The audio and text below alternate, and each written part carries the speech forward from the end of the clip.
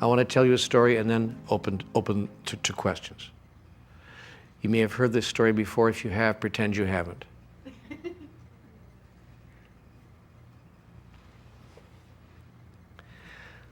One day, the master was walking down the road when he chanced upon a farmer standing along the side of the road. And the farmer said, "Good morning, master. How goes it with you this day?" And the master said, "Good morning. Strange you should ask me that question. On this very day, a beautiful stallion has come to our farm.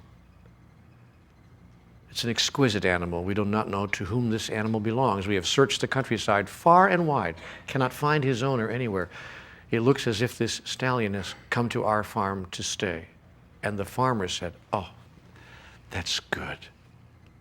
To which the master replied, "I do not know," and walked on down the road. Now, not a month later, the master was walking down the road where he chanced upon the farmer standing on the side of the road. "Good morning, master," said the farmer. "Good morning. And how goes it with you this day, master?" And to which the master replied, "Strange you should ask me that question. Do you recall the stallion that I spoke of who chanced upon our farm a month ago?" "Yes, master, indeed I do." "Well, that stallion today has disappeared on this very day. We cannot find him anywhere. He's run off somewhere. We've searched the countryside far and wide and cannot find him." "Oh, that's too bad," said the farmer.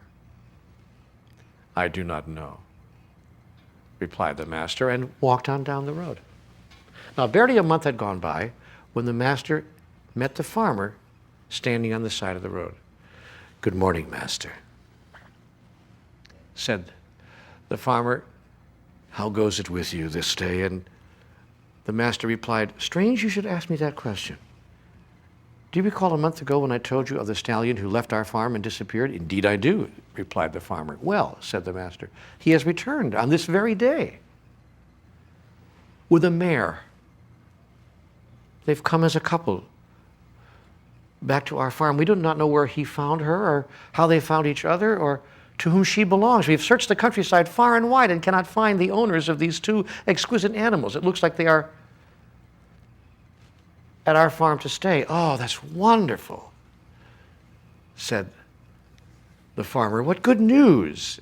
To which the master replied, "I do not know," and walked on down the road.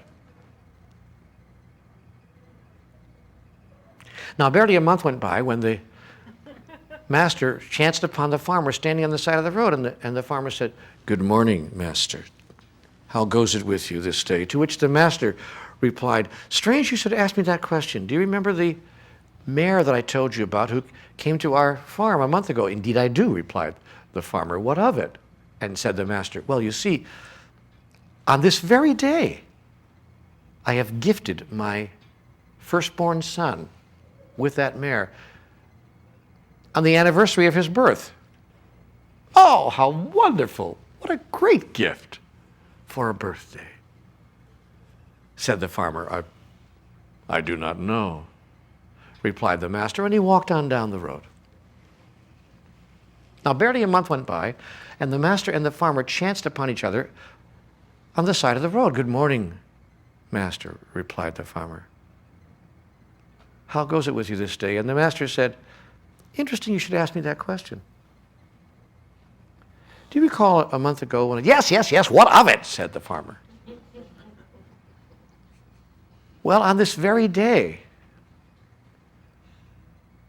as it would happen, the mare threw my son as he tried to ride her, and he's been terribly injured, ribs crushed and leg broken."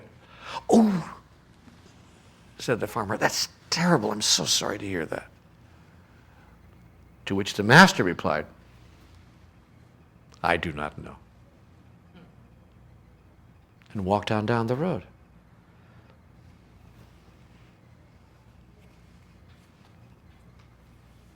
Now, barely a month had gone by when the master and the farmer met each other at the side of the road.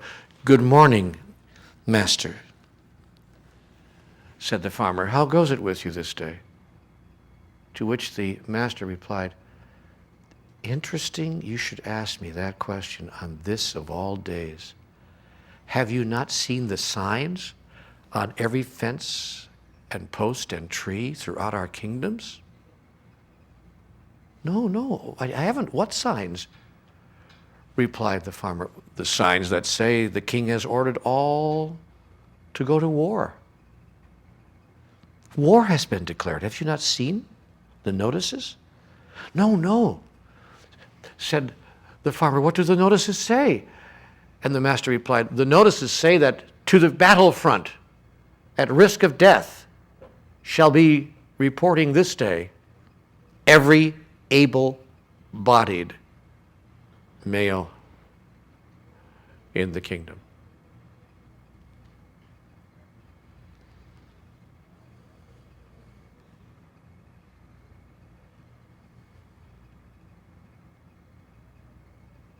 What think you of that? Said the master to the farmer.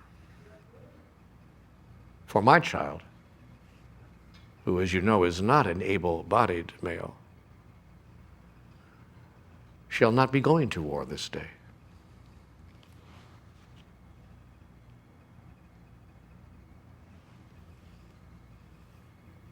What think you of that? And the farmer replied, I do not know. To which the master said to the farmer, good morning, master. And walked on down the road.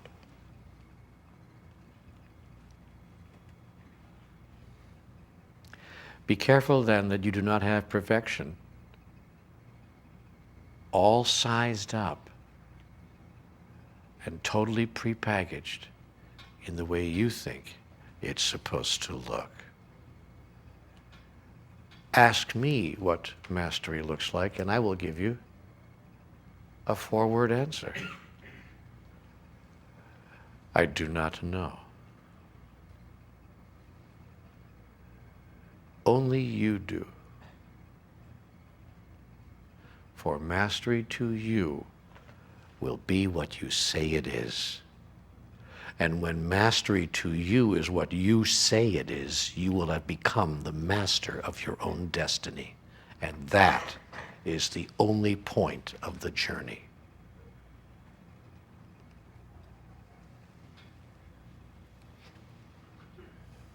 Teach this, and nothing else will have to be shared with anyone.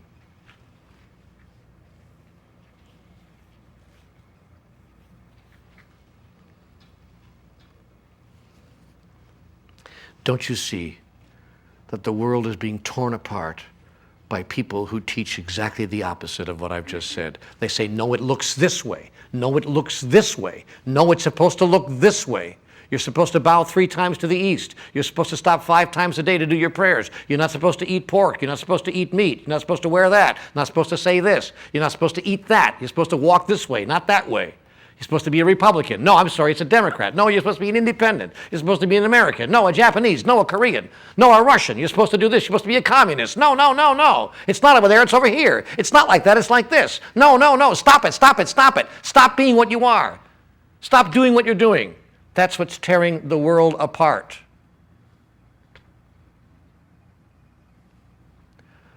Allah says, God says, Jesus says, Jesus said.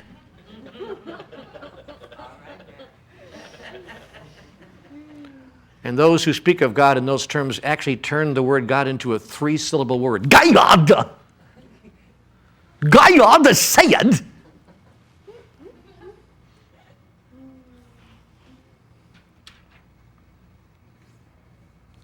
And all we have to do is to free everyone of their ideas of what it's supposed to look like and give them back to themselves And they will find within themselves the richness of experience, the depth of wisdom, the clarity of mind, the courage of soul, to then recreate themselves anew in the next grandest version of the greatest vision ever they held about who they are. That's the message, and that's the only message. It's the message that God will give you at the moment of your death. I said I would stop a moment ago, but I'm going to share one last thing with you. I had an experience of what I'm telling you about. Later this weekend, perhaps I'll share the entire experience, but I will tell you now the essence and the gist of it. I met God in an extraordinary moment in my life. And in that moment, God held me in the hands of complete and total love. And I remember the moment well, because I could not look into the face of God out of shame at what I had done and what I had been in my life. All the so-called sins of my life passed before me. All the demerits, all the discredits, all the things I did wrong. And I felt so shamed in that moment. All I could think of was everything I had done that was not okay. And God said to me, without speaking a word,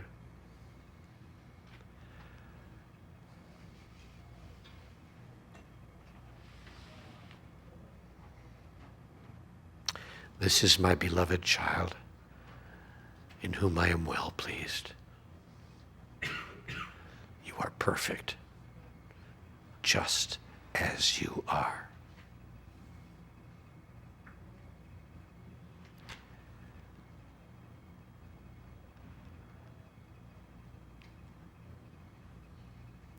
And I felt absolved, released, and set free.